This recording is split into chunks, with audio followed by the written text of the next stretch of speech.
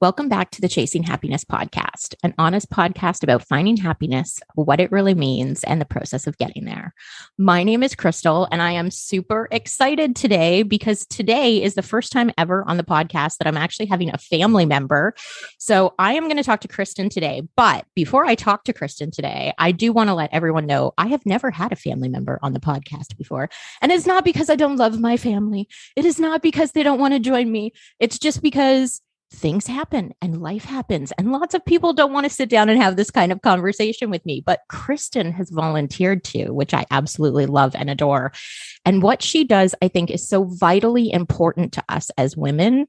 So we're going to get into all of that. But before we actually get into anything, Kristen, do you want to introduce yourself to everyone who's listening? Hello. So my name is Kristen. I am a boudoir photographer serving Southern and Southwestern Ontario. And yeah, I've been doing boudoir photography for a number of years. It's been a passion of mine, and it's just so wonderful to see how women change throughout the entire boudoir process, from deciding, hey, I think I might be ready for a session, to, oh my God, that was what a session was like. This is who I am as a person. It's so wonderful to see the changes within women. And yeah, that's kind of my spiel. Okay, so I love this. And we're totally going to dive into this because as women, first of all, it can be really hard with everything that we have going on in life, with everything that we have to deal with and worry about. It can be really hard to even stop to think of ourselves as beautiful on a daily basis, or sexy, or desirable. And what you do is take women who are mostly uncomfortable when they show up at your door, let's be frank, yep. And not only make them comfortable, but by the end, they do feel those things. They do feel sexy and desired, and they actually see themselves in a different light, which is so important for all of us. So how did you get into this? So that's a very kind of convoluted story. I started out as a family photographer. I dipped into weddings for a little bit and realized families are fun. Weddings are a lot of work and are not for me. Not to say that boudoir isn't a lot of work. It is extremely full of, it's a lot of work in itself. I just couldn't do the full day of weddings. Sure. But I got into boudoir photography because I would see all these other boudoir photographers posting, and I always found it amazing how they would showcase women in their natural element. And I just thought it was such a beautiful art form. And fast forward a little while, I decided to rent out a hotel room and see if any of the people I knew were interested in session. And I sold out. First time I was doing boudoir photography, I sold out. And it was so much fun. I met some new women who would forever remain friends. I met with some old friends that I hadn't spoken to for a while, and seeing their reactions both before the session, because at that point, we were doing hair and makeup with our other cousin, Carrie, which was kind of nice because I'd get to spend cousin time too. Sure. Seeing them go from being nervous before getting hair and makeup done to, them being like, okay, I look beautiful. Like, they looked beautiful when they walked in the door. Seeing them go from walking through the door and being nervous to sitting down in hair and makeup and seeing how beautiful they truly are, both before and after hair and makeup. Let's be honest. Every woman is beautiful just as they are. To then being nervous in front of the camera, which I've had boudoir sessions before too. It is a nerve-wracking thing. Sure. It's understandable. It's natural. If you're not feeling nervous, then you are extremely confident, and I wish I was you. Me too.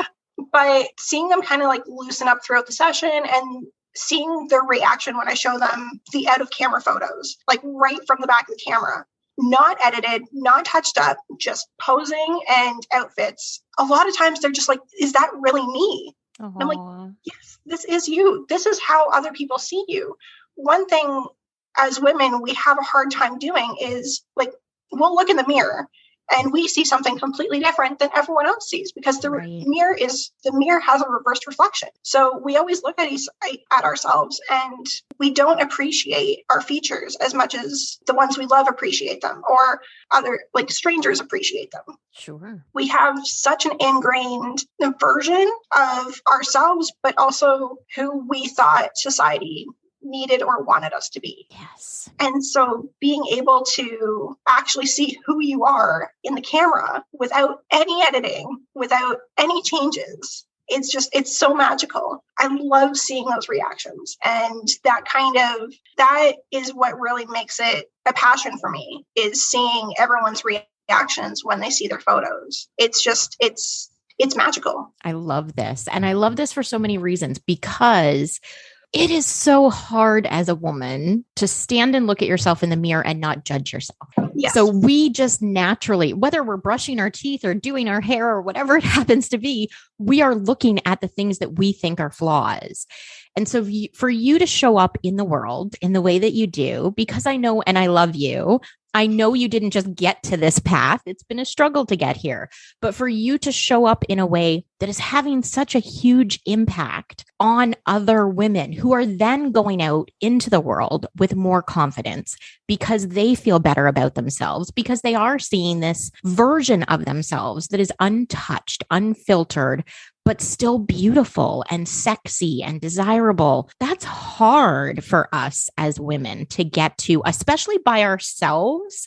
It's different when someone wants you. You feel different as a woman when you're wanted.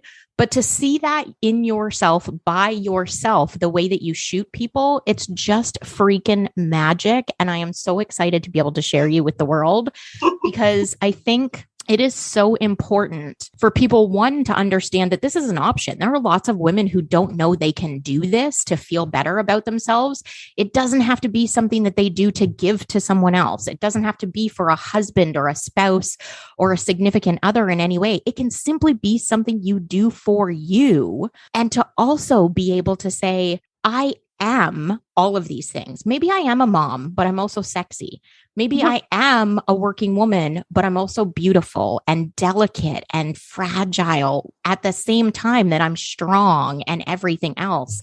Oh, I think it's absolutely magical. And you've started doing some really fun stuff, like some Bridgerton inspired shoots, which, let's face it, we're all totally obsessed with. Yep. So you're getting super creative with some of this as well. It's not just simple boudoir shot. Well, and so there's two kind of aspects that I'd like to point out. And the first kind of touches back on what you had said earlier about, it doesn't necessarily have to be for a spouse or a significant other. It can simply be for you. And a lot of times women will find throughout the session, throughout the entire process, because it is a long process in order to go from booked to final photos, it is for you. You may show up and be like, oh, this is for my husband. I want to take pictures for him and pictures for my wife or significant other, or whichever. You will walk away from the experience saying, this was for me. I didn't know this was going to be for me, but this is what I needed. And, my significant other can enjoy the photos as well, but they're on my side of the bed. And when they want to see them, they can see them. But when I want to look at them every day, that's why they're going to be on my side of the bed, so that I can wake up and see how beautiful I am every single day. The other thing is, so boudoir by definition is a woman's private room. Boudoir isn't necessarily a naked woman or someone in lingerie. It's just this feeling of being intimate with yourself, knowing who you are, and just letting go of all the societal pressures. One thing that I love is with boudoir, especially going into kind of like the Bridgerton feel and stuff like that, is you can be fully clothed and still take boudoir photos. If you don't think you can be as confident as this woman or that woman, that's okay, because you can still show up in whatever outfit, whatever item, or none, if you so choose, and still have a beautiful boudoir experience, a beautiful empowerment experience. It's not solely, oh, hey, I have to show up looking like this other person did. Right. It's, I am going to show up as me. Like, so for instance, the Bridgerton stuff. So I did a couple sessions relating to Bridgerton or Regency sessions. They're so much fun, but I did one with my sister, and she was fully clothed in a kind of vintage nightgown. And it looked beautiful because it shows an aspect of you that you're not always able to show the world. So it doesn't matter what you're wearing or what you're not wearing. It's just showing up and being beautiful as you are. which I'm so glad you touched on, because I think a lot of women, when they hear it, if they've never experienced it or known someone who has, their first thought is, oh my God, I'm not comfortable naked. I can't get naked, right? Because let's face it, we all have some sort of issues with our body. We're sort of insecure in some ways. But the fact that you can show up however you're comfortable and still get the same result. Sure, the pictures are going to look different because depending on what you're wearing, the things are going to look different. But this isn't about pushing you outside of your comfort zone. It's about finding what your zone is and then bringing the beauty into that. Exactly. And one thing I say probably way too often, but in reality, you really can't say it too often, is every session that I do is planned based on your personality, your comfort level, and just you as a human being, what you want out of it. I will never ask you to go outside of your comfort zone. That's not what I'm here to do. I'm here to show you within your comfort zone as beautiful as you truly are. And, sometimes that might be like, oh, hey, let's do a Bridgerton session and be fully clothed. Or, you can go into a little bit of a see-through nightgown or go into lingerie, but have the Bridgerton background. Or we could do something fully nude. It's whatever your comfort level is. That is what I work in. And if you book saying, oh yeah, I want to go outside my comfort level and I want to try nudes, but then you show up to your session and you're not so sure, that's fine. We don't have to do it. The fact that you showed up and you're willing to be just who you are in that moment, that's what's beautiful. And that's what is worth celebrating. That is worth celebrating, which is the whole reason we're having this conversation today, because I think it is so important for us to celebrate that. It is so important, especially for us as women, to embrace as much of that as we possibly can, not just to be comfortable with ourselves, but to learn to be comfortable having these conversations that women typically don't necessarily have, right? Like, unless you're talking to your best friend at the dinner table after you put the kids to bed, you're not having these kinds of conversations. And we should be, because we should be creating a world where we can all feel more comfortable in our own skin, no matter what that looks like. Exactly. And one thing that always gets me and always hurts a little inside is when, to each woman their own, like, it's your journey, it's up to you. But sometimes I get women come to me and they're like, oh, I'd love to do a session, but I want to get to this part in my fitness journey, or I want to do this or do that before I get to my session.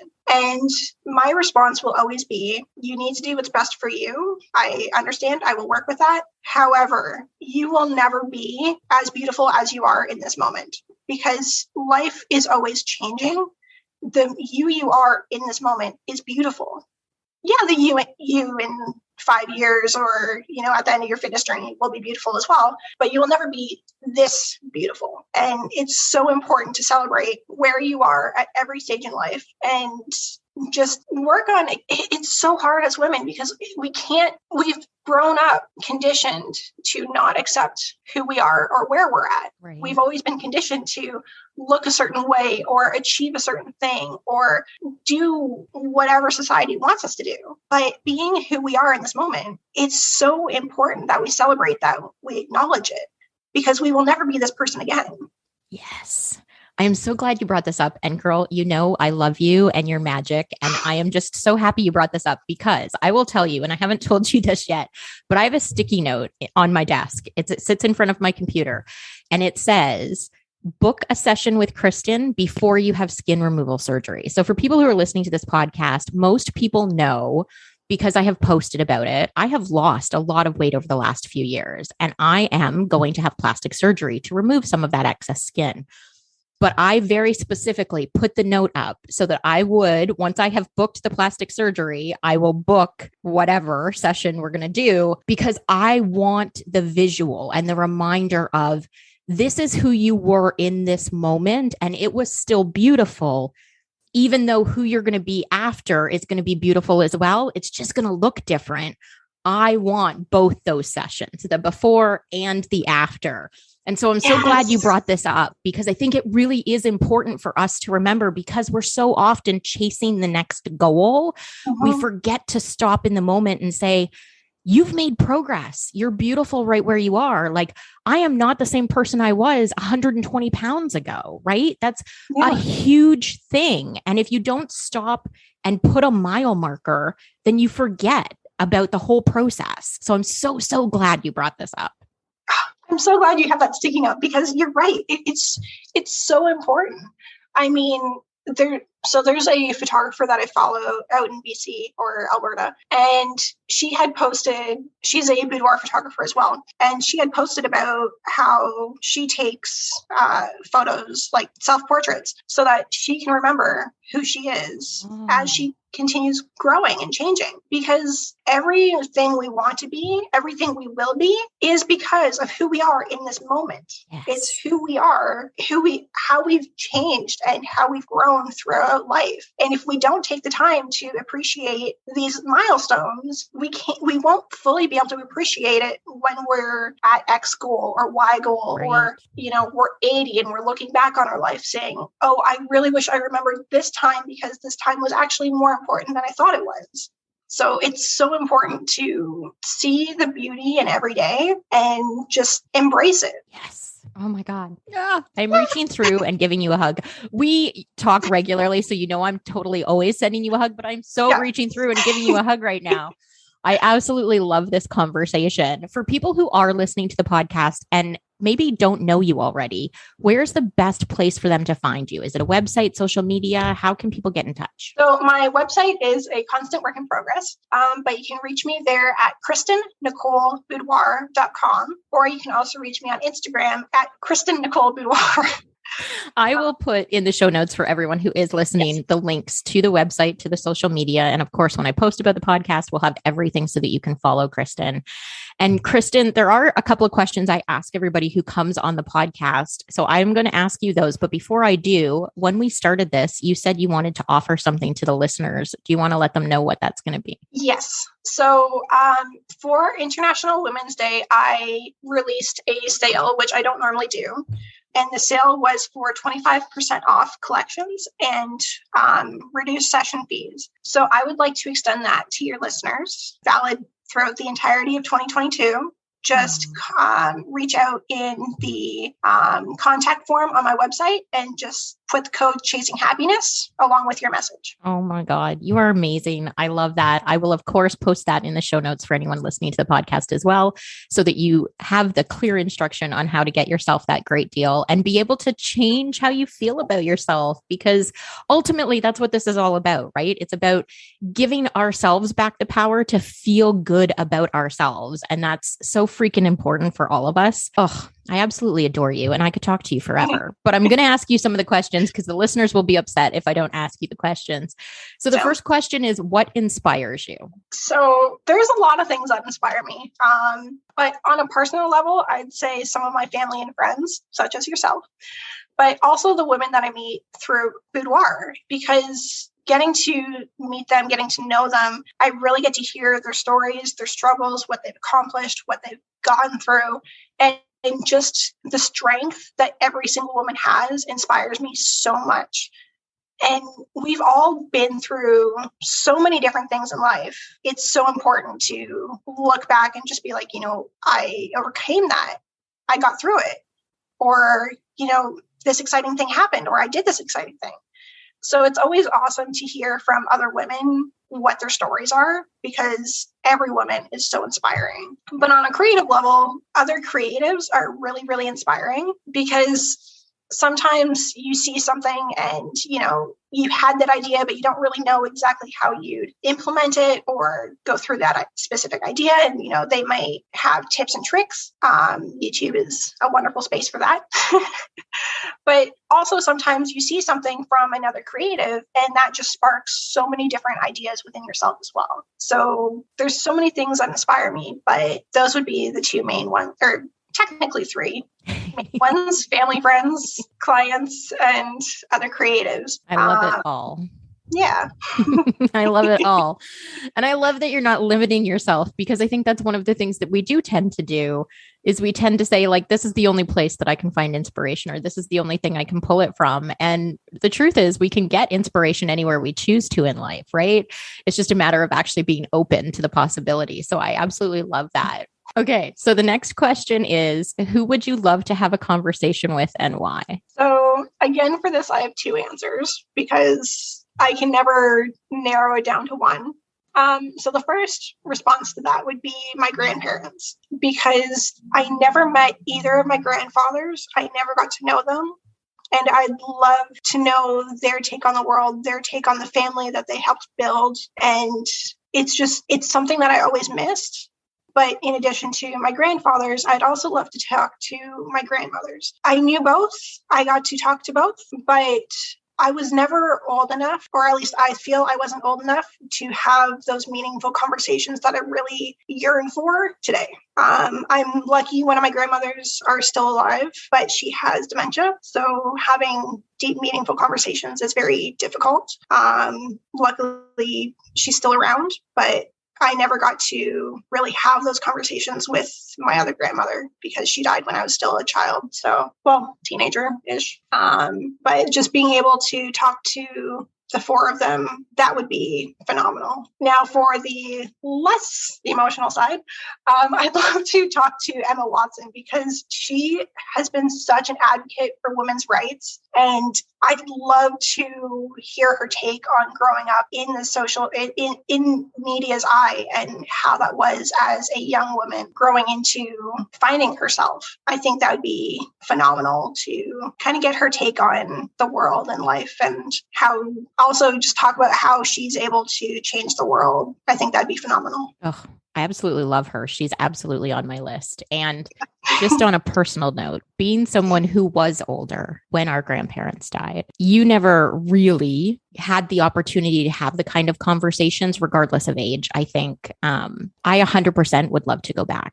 And especially with grandpa, I was 11 when he died. I think he went through a lot. And, grandparents in general for our generation, they lived through a lot of things and they were never talking about them because you didn't do that back then. But I think the lessons they learned and the struggles they had have value that we never got to appreciate because, one, we were young, two, they didn't talk about it, and three, we just grew up in a different world. Like I can tell you based on the 11 years that I had with him, he would be blown away by the world that we have right now, right? Like it would be mind-boggling. But to be able to just sit down, even just for a cup of coffee and a game of bridge, right? Like, my heart is both full and broken because I am 100% with you in that moment. And I think a lot of the listeners feel the same way, right? Especially where grandparents are concerned, because as kids, we appreciate them as grandparents, but then as we become adults, we appreciate them as human beings. And it's a different kind of conversation and a different kind of relationship. And, there are lots of ways that we can view our grandparents, but until we get older, we don't appreciate them as people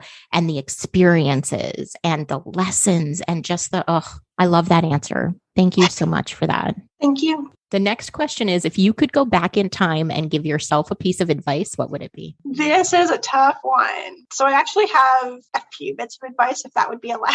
Sure, absolutely. As many as you'd like, sweetheart. Awesome. So one that I struggled with a lot growing up is change is good. It is necessary. It doesn't necessarily pertain to only good change. It's any change. Any change is good because at some point, even if that change is bad, it is leading you to something better. And just knowing that it's better to accept change than fight it, as I used to do a lot and still do enough. It's necessary. We won't progress. We won't grow if there is no change. Another thing is that you may need to take a break, and that is perfectly okay.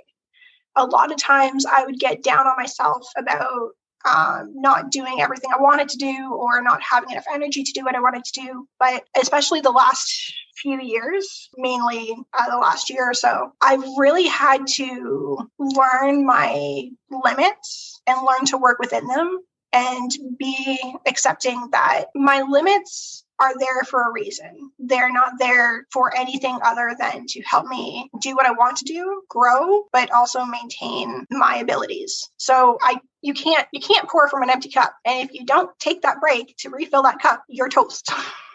Truth. But a third one, I think that's most important to me is, and that's most important if it were a younger version of me, is that life isn't always easy, but you will always have the power and strength to get through it. And somehow, even though it may seem like giving up, you never actually truly give up or lose hope. And I've been through a lot in life, and I always thought in those hard moments that, this is it, like there's no way to get through it. But as you get older, you look back and you see, those times that were tough or didn't seem like there was a way out. There is always hope. There is always love, and there is always light. It's just finding it and holding on to it. Oh, God, you are beautiful. I am so blessed to even know you as a human being. I absolutely adore you. Oh, I adore you. Aw, I cannot. It's funny because we're cousins, but honestly, I feel like we're more sisters than cousins, just in a different way, because obviously we're not in each other's lives on a daily basis, but you and I are just so similar in so many ways. And we know this because we have had multiple conversations about this, but yeah. Life is what you make of it. And the fact that I've been able to witness your journey and see you blossom into this beautiful soul who is making the best of what you can, and learning to let go of the things that you can't control and being okay with the mess and the craziness that we're all living in. It's just, oh God, I love you. The last question before I start to cry, the last question is, what does happiness mean to you? So happiness means to me two different things. And you kind of touched on one of them, is accepting what you can't change in life, learning from it, and changing or working to change what can be improved, which then leads to learning to be content and in the moment. Because if you're able to see and appreciate the little things in life as you grow and change, what makes you happy will change. But so long as you can see that, accept it, and be content with where you are, that's all that matters. Because what made you happy when you were 5 is completely different from 40. Yes. And being able to see that and learn from that, that's what happiness means to me, is just being content as you are, where you are, while still learning and accepting what you can't change and changing what you can to make it a bit of a better world. Such a beautiful answer. Girl, I love you so unbelievably much. I love you too. Oh. I'm so happy to be here today. Oh, I am so happy you agreed to be here today. I cannot wait to get back to Ontario. I'm coming back in May, by the way. So I will come and visit you in May. It will probably be at the end of May, because I'm coming for a couple of days. Not that the podcast listeners need to know this, but I'm coming for a couple of days right at the beginning of May before I go to a business thing in Florida to get my eyelash extensions done. So I will be in Ontario just for a couple of days, and then I'm leaving, but then I promise I'm coming back and I will visit you while I'm there. Yes, please. I can't wait. It's been so long. It has been so long, especially because of this crazy, weird COVID world we're all living in. So I love you. I appreciate you for coming on. I appreciate you for sharing. I cannot thank you enough for doing this. I think everyone who listened to the podcast today is going to take away so much from this that you have no idea how much of an impact you've had on people today. So thank you. Thank you. I appreciate you. And I appreciate everything you do. Oh, God, I love you.